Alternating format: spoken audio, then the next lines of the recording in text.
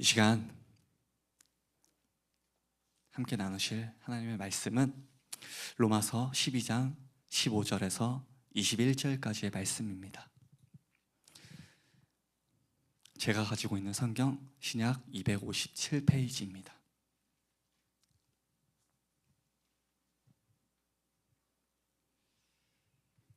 로마서 12장 15절에서 21절까지의 말씀입니다.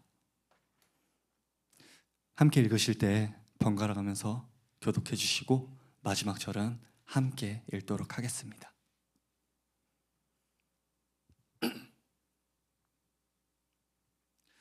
즐거워하는 자들과 함께 즐거워하고 우는 자들과 함께 울라. 서로 마음을 같이하며 높은 데 마음을 두지 말고 도리어 낮은 데 처하며 스스로 지혜는 채하지 말라. 아무에게도 악을 악으로 갚지 말고 모든 사람 앞에서 선한 일을 도모하라. 할 수 있거든 너희로서는 모든 사람과 더불어 화목하라. 내 사랑하는 자들아, 너희가 친히 원수를 갚지 말고 하나님의 진노하심에 맡기라. 기록되었으되 원수 갚는 것이 내게 있으니 내가 갚으리라고 주께서 말씀하시니라. 내 원수가 줄이거든 먹이고 목마르거든 마시게 하라. 그리함으로 내가 숯불을 그 머리에 쌓아 놓으리라. 함께 읽겠습니다. 악에게 지지 말고 선으로 악을 이기라. 아멘. 할렐루야. 오늘도 주님을 사모하는 마음으로 함께 예배의 자리에 나오신 여러분들을 환영하고 축복합니다. 오늘은 악에게 지지 말고 선으로 악을 이기라, 21절 말씀이죠. 이 말씀을 제목으로 함께 은혜의 시간을 나누길 소망합니다.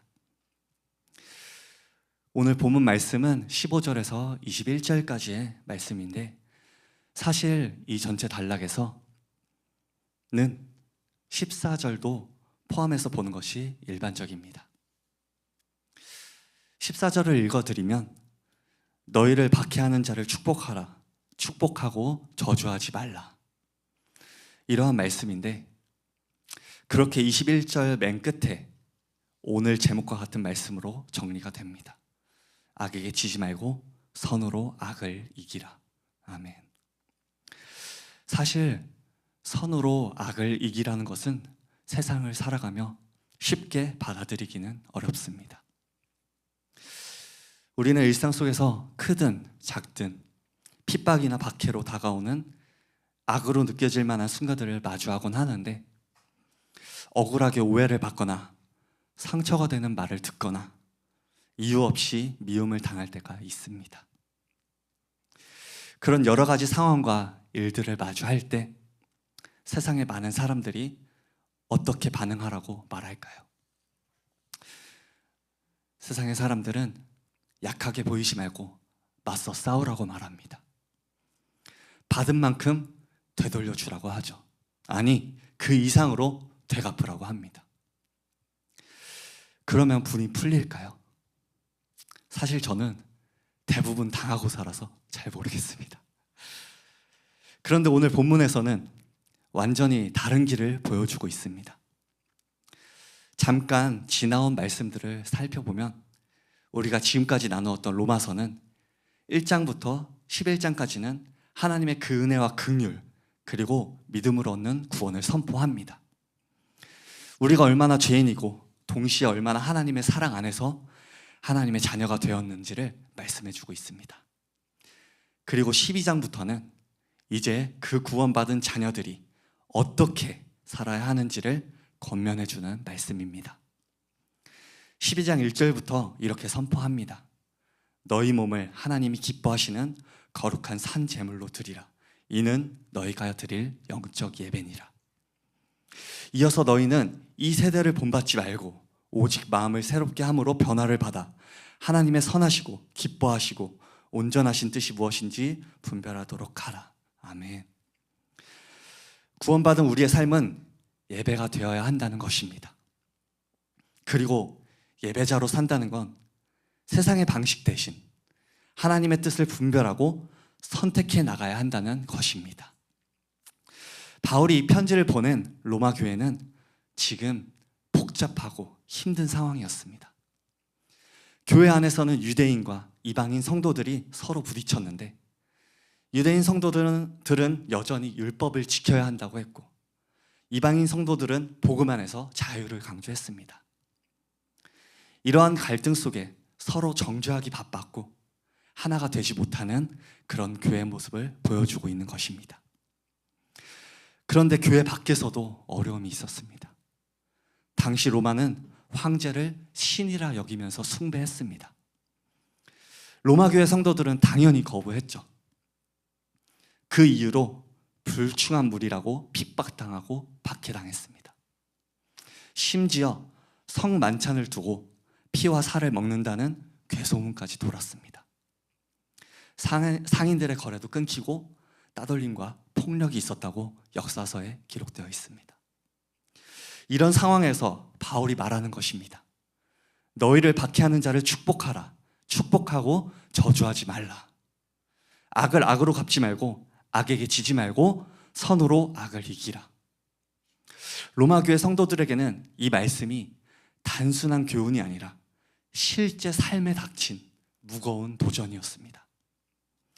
이러한 상황 속에서도 정죄의 대상과 악한 대상에게 정죄로 다가가고 악으로 다가가는 것이 아닌 하나님의 방식이 아니라는 것을 우리에게 말씀해 주고 있는 것입니다. 로마서 3장에서 말합니다.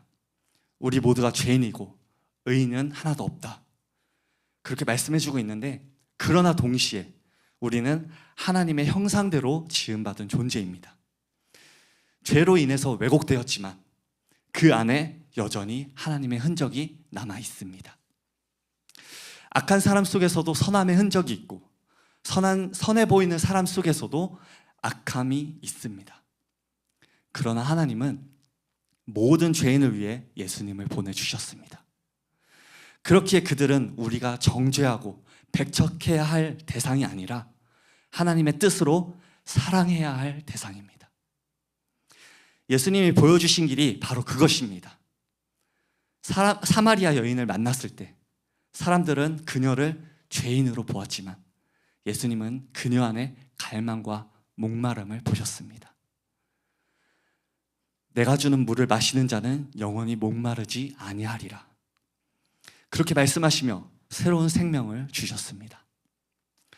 십자가에서도 예수님은 끝까지 사랑과 용서로 반응하셨습니다. 아버지여, 저들을 사하여 주옵소서. 자기들이 하는 것을 알지 못함이니이다. 이렇게 예수님은 원수조차 사랑하시며 그들을 구원하기를 원하셨습니다.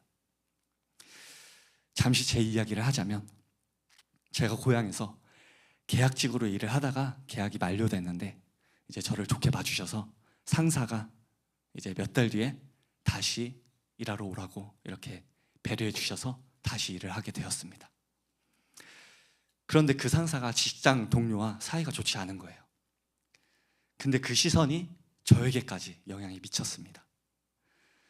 그래서 저는 모든 사람에게 친절하고 모든 사람에게 존중하고 그랬던 건데, 어느 순간 마치 상사에게 잘 보이려고 애쓰는 사람이 되어 있더라고요. 그 사실을 몰랐는데 어느 날 한 분이 제 앞에서 이런 노래를 불렀습니다.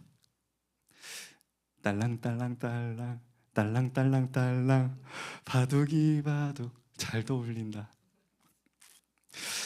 지금도 생각하면 너무 황당하죠. 정말 그 순간에는 화가 나기보다는 정말 황당했습니다. 아, 이분은 특별한 배려가 필요한 분이구나. 그랬는데 마음에 분명한 마음을 주셨습니다. 같은 마음으로, 같은 방식으로 대응하지 말라는 그런 마음을 주셨어요. 그래서 더 친절하려고 했고, 그분이 이제 신체적으로 불편함이 있는 분이라서 더 조심스럽게, 더 배려하면서 다가갔습니다. 시간이 지나고 나서 늘 선으로 다가갔던 모습을 통해서 오해하던 분들이 이제 마음을 열기 시작했고, 계약이 끝나서 이제 떠나던 날에 그 노래를 부르시던 분이 아쉬움에, 이별의 아쉬움에 눈물을 흘리시더라고요. 악을 악으로 갚지 않고 선으로 대응할 때 결국 하나님의 방식이 사람의 마음을 녹인다는 것을 경험했던 일이었습니다. 본문 17절을 통해서 바울은 말합니다. 아무에게도 악을 악으로 갚지 말고 모든 사람 앞에서 선한 일을 도모하라. 그리고 이어서 할 수 있거든 너희로서는 모든 사람과 더불어 화목하라. 아멘. 헬라어 원어로 언어적 관점에서 보면 바울도 알고 있었습니다. 모든 관계가 다 화목해지는 게 현실적으로 어렵다는 것을 알고 있었습니다. 그래서 할 수 있거든 이라고 표현한 것입니다. 하지만 그렇다고 해서 손을 놓는 게 아니라 내가 할 수 있는 만큼은 화목을 위해 애쓰라는 것입니다. 노력하라는 것입니다. 힘쓰라는 것입니다. 그게 바로 하나님께 드려지는 예배자의 태도입니다. 그래서 바울은 악에 지지 말고 선으로 악을 이기라 이렇게 선포한 것입니다. 우리가 억울한 일을 당했을 때 똑같이 갚으면 이미 악에게 진 것입니다. 하지만 똑같이 하지 않고 선으로 반응하면 우리는 하나님의 방식을 선택하는 것입니다. 왜 우리는 이렇게까지 해야 할까요? 왜 원수까지 사랑해야 할까요? 단지 우리가 좋은 사람이란 평판을 얻으려고 이렇게 하는 걸까요? 성경은 말합니다. 하나님은 모든 사람이 구원을 받으며 진리를 아는 데 이르기를 원하시느니라. 아멘. 결국 우리의 목적은 복음입니다. 하나님은 모든 사람이 구원받기를 원하시고 그 구원을 위해 예수님을 보내주셨습니다. 그것이 하나님의 뜻입니다. 그 이유로 예수님은 원수까지도 품으셨습니다. 우리가 원수까지 사랑하는 이유는 우리의 삶을 통해 복음이 드러나고 하나님께서 그들을 향해 여전히 일하시고 여전히 일하고 계심을 보여주기 위함입니다. 드러내기 위함입니다. 사랑하는 성도 여러분, 우리가 상대를 향해 악으로 반응하지 않고 오히려 하나님의 형상을 바라보며 선과 사랑으로 반응할 때 우리의 삶은 복음의 통로가 됩니다. 오늘 한 주간 여러분의 삶 속에서도 그러한 순간들이 있었을 것입니다. 억울했던 말, 불편했던 관계, 서운했던 상황들, 그때마다 똑같이 갚는 것이 아닌 하나님의 방식을 기억하길 소망합니다. 악에게 지지 말고 선으로 이기는 길을 걸어가길 소망합니다. 그때 우리의 삶이 예배가 되고 그 자리에서 하나님의 역사가 일어나게 될 줄 믿습니다. 기도하겠습니다. 하나님, 오늘도 귀한 말씀 나누게 하시니 감사합니다. 주님이 허락하신 일상 속에서 악에게 지지 않고 선으로 살아가게 하여 주시옵소서. 이 세대를 본받지 말고 삶의 예배를 드리기를 원합니다. 그러나 우리가 연약하여 쓰러지거나 넘어질 때가 너무나도 많습니다. 주님 손으로 저희를 붙들어 주시고 성령 충만함으로 이끌어 주셔서 주님께서 걸으신 그 길을 넉넉히 따라 걸을 수 있는 저희들 되게 하여 주시옵소서. 오늘도 가지고 나온 기도 제목들이 있습니다. 주님께 간구하는 모든 것들 주님께서 다 아시오니 주님의 시간과 방법으로 응답하시고 주님의 선하심을 이루시고 역사하여 주시옵소서. 이 모든 말씀 우리 주 예수 그리스도 이름 받들어 간절히 기도드립니다. 아멘. 이제 각자